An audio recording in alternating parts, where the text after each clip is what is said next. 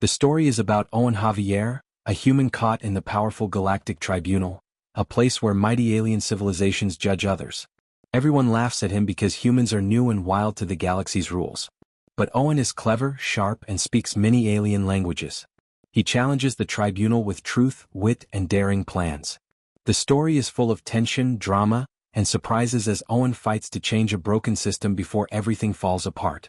The stakes are high: peace or total war, life or death, and the chance to rewrite history. The Galactic Tribunal's Grand Chamber was like no other place in the galaxy.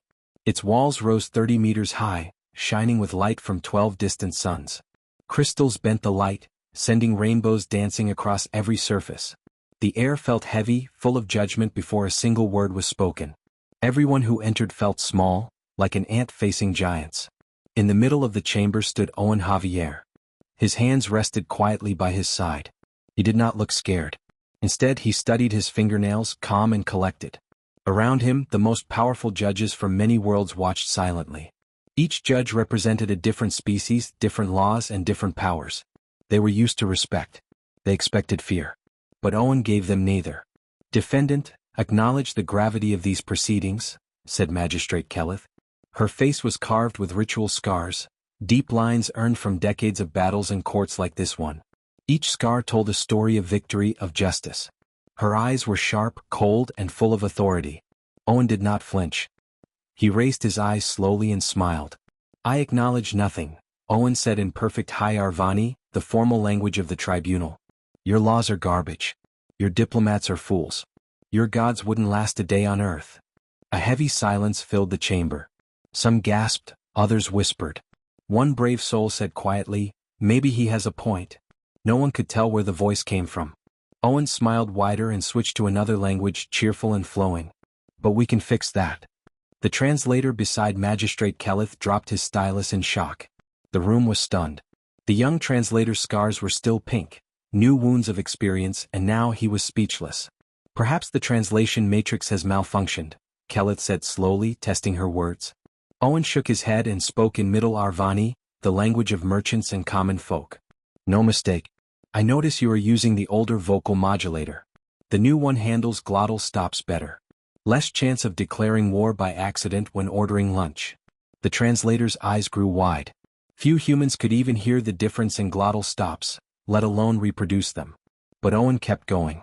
Now he spoke in Old Arvani, the dead language of warrior priests, so sacred that speaking it aloud was punishable by death on Arvin Prime. He recited the indictment of false gods. His pronunciation was perfect. The entire Arvin section of the gallery stood as one, shocked into silence. Owen's smile was calm. Now they are listening, he thought. 2 weeks earlier, Owen had been floating in the cargo hold of the Midnight Requisition, a ghost ship. Around him, crates hummed with deadly weapons, M-class particle accelerators so illegal that just having them meant death in many star systems. Owen had been waiting for hours, playing solitaire with an old, worn deck of cards. Then the coalition peacekeepers burst through the airlock. Their weapons were enough to destroy a small moon. Owen didn't even look up.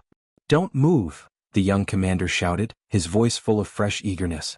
Owen smiled and held up a 7 of diamonds and a jack of spades. "You're late," Owen said in flawless New York battle dialect, an old version carved into stone monuments from forgotten wars. "I thought my tip was lost." The commander froze.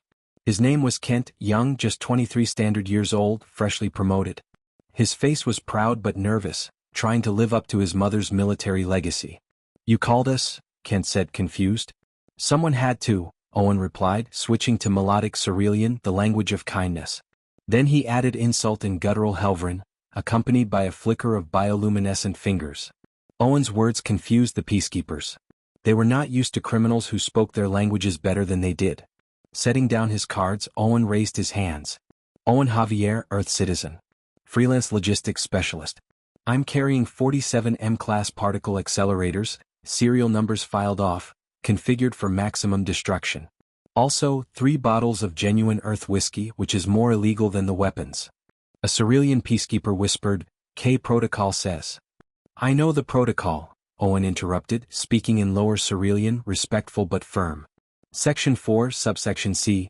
All smugglers must be detained immediately, force authorized, except I'm not smuggling. You can't smuggle weapons you don't try to hide. Owen stepped forward. 3 weapons tracked his movement, but he ignored them, focusing on Kent. Tell me, Commander, youngest of 4 clutch siblings, have you ever wondered why the Kepler demilitarized zone has 17 overlapping jurisdictions? Kent tried to cut him off. Stop talking. Owen smiled and kept going, his voice calm but sharp. Because 17 different civilizations wanted to make sure no one else could control it. So 17 groups all have authority but no one truly does. That's why you can arrest me but not prosecute me. Detain me but not execute me. You're a cog in a broken machine. Kent's voice lost power. Owen was right. The Kepler zone was a mess, a tangle of laws that no one could untie. Pulling out a data pad, Owen moved slowly, careful not to trigger any alarms. The Galactic Tribunal has sole jurisdiction here. This court is the only place where these conflicts can be resolved. So here's what's going to happen. You'll arrest me, I'll demand a trial at the tribunal, and then we'll fix this mess. They cuffed him, but Owen didn't resist. As they marched him to their ship, he spoke in their native languages, asking about their families, their homes, and the latest sports match. By the time they reached the brig, half the guards had forgotten he was their prisoner. Commander Kent watched Owen like a puzzle. Are you tired? Owen asked, settling onto the bunk. A little hungry, he admitted. But you wouldn't have any tava fruit, would you? I've been craving it for weeks. Kent's hand kept touching his honor stripe, a sign of a proud military family. Owen noticed and smiled. Your mother would be proud. The trial began with Magistrate Kelleth reading Owen's charges aloud. He was accused of smuggling illegal weapons, breaking treaties, and threatening peace. But Owen answered with calm wit and sharp knowledge of obscure laws. He corrected every mistake the prosecutor made. He proved how treaty amendments were invalid without unanimous consent. He showed how the weapons were disassembled, technically parts, not weapons. He revealed hacked recordings, deleted evidence, and secret deals. The courtroom filled with tension and disbelief. You seem to think this is a game, Kelleth said. Owen's smile vanished. No, magistrate, this is a funeral. You argue over who gets to be the corpse. He stepped outside the containment circle. The field sparking and dying behind him, guards raising weapons before realizing he was still inside the field, but not where it thought he was. This system is out of order, Owen said. The Cerealians have been running weapons through here for a decade. The Helvan manipulate markets. The Arvan sell secrets to everyone while pretending to be neutral. This court is a joke. The room grew colder. Judges shifted uncomfortably. Then Judge Thorax laughed, a deep, gravelly sound. You magnificent bastard, he said. You played us from the start. Owen grinned. Guilty as charged. The trial was only beginning. The laughter in the chamber echoed like thunder, shaking the walls. Judge Thorax's cybernetic eye glinted with amusement. He was a warrior of the knife species, his face marked by battles and honor. His one natural eye showed respect, rare among the tribunal's judges. You're no ordinary defendant, Owen Javier, Thorax said. You surrendered like you were checking into a hotel. Your nephew commanded the squad that arrested you. He needs to learn threat assessment. Owen's smile didn't fade. Good kid. Heart in the right place. Brain needs work. Magistrate Kelleth's face cycled through shades of fury and resignation. She was the stone of this courtroom, but even stones can crack. The tribunal had never faced a human like Owen, bold, fearless, and brilliant. You have 48 hours to present your defense proposal. Not 1 second more, she said sharply. Owen picked up a small data crystal from the podium and tossed it to a figure sitting quietly in the gallery. The woman caught it without looking. Vel Ciara, the ghost of Kepler Station, was a legend. A master spy who had walked out of Helvan black sites with stolen secrets and prevented wars with a single assassin strike. She was Owen's secret weapon. Anything else? Kelleth asked. Yes, Owen said. I'll need this courtroom for the negotiations. And real coffee, not that synthesized swill from the detention center. The judges exchanged uneasy glances. The Helvan delegation spy satellites had gone dark, an alarming sign. Owen smiled faintly. Don't panic. They'll come back online once we start talking. Kelleth looked ready to explode, but she held her tongue. Owen's influence was spreading fast. Outside the chamber, whispers rippled through the galaxy. News of Owen's trial spread like wildfire. His insults, his courage, his knowledge of ancient laws, all of it fascinated and terrified the ruling classes. On the second day, the chamber was a war zone in words and wills. Owen sat at the center of the new circular table arrangement he had designed. The old amphitheater seating, which raised judges above others, was gone. Now all sat as equals, 12 tables in a perfect circle, each species uncomfortable in tailored lighting and temperature. Owen was a master of psychological warfare. 3 assassination attempts had already failed spectacularly. The first was elegant, a nanotoxin in his coffee designed to mimic a natural aneurysm. Owen detected it by watching the surface of his drink, sensing microscopic ripples invisible to most eyes. He drank anyway, having spent 6 months building immunity to that toxin family. Tastes like Christmas, he joked. The second attack involved a quantum-entangled assassin, existing in 2 places at once, ready to strike unpredictably. The would-be killer collapsed in the refreshment area, nerves misfiring as their existence in superposition was forcibly ended. Owen's modified medical scanner flooded the room with observation particles, collapsing wave functions early. The third attempt was electronic, a viral consciousness meant to overwrite Owen's neural implant. The virus found only a dummy device and immediately broadcast its source code to every security terminal. Owen smiled. Someone paid 15 million credits for this. I'm worth at least 20. Owen turned to the delegates. If you want to kill me, at least be creative. Ambassador Yith of the cells muttered, "You're insane." "Sanity is just a collective delusion," Owen replied cheerfully. Then he dropped his biggest bomb, evidence. Holograms filled the chamber. Shipping manifests, lab schematics, satellite images, and communication logs appeared. They showed illegal bioweapon labs run by the Cerealians, producing targeted plagues designed to affect only Nifak species. The Nifak had been infiltrating civilian ships. The Helvan manipulated markets to destabilize colonies. And the Arvan had been selling secrets to every side while pretending neutrality. The courtroom went deadly silent. "You've been playing all sides," Owen said directly to Magistrate Kelleth. "This is preposterous," she said, but her scars had faded to pale.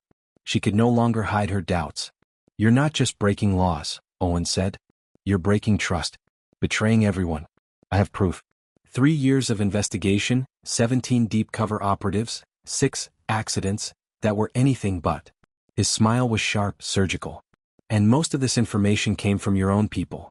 When you pay starvation wages to analysts, they become chatty." Vel Ciara stood and tapped her communication device. Phase 1 complete. The board is set.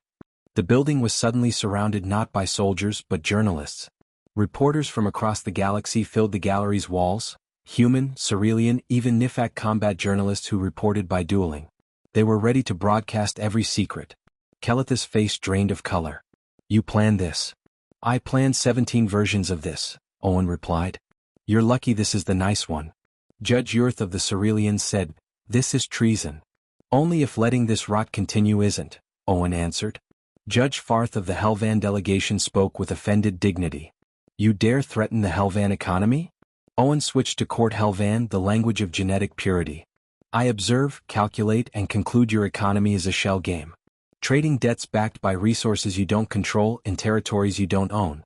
Your shells are running out." The room was tense. No one dared move. Judge Thorax laughed again. "You magnificent bastard. You played us all. The arrest, the trial, the evidence, it was bait." Owen grinned. "Guilty as charged." The next moments were a blur. Judge Kelleth announced the court would consider Owen's defense proposal. 48 hours to negotiate. Not 1 second more. Owen's voice was calm but deadly serious. "You have 8 hours to decide. After that, I release everything. War crimes, betrayals, corruption." He turned to leave. "Where are you going?" Kelleth called. "To get some sleep. Saving the galaxy is exhausting." The massive doors closed behind him with a sound like fate sealing itself. Outside the chamber, whispers turned into rumors. Some called Owen a madman. Others a savior.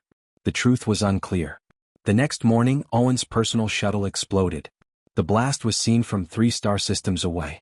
His body was found in the wreckage, burned and broken. The forensics team confirmed the identity beyond doubt. But Vel Ciara stood at the edge of the crater, her perfect calm cracked like ice. "Damn fool," she whispered. "Damn brilliant fool." Judge Thorax placed a heavy hand on her shoulder. He had expected this. He had planned for it.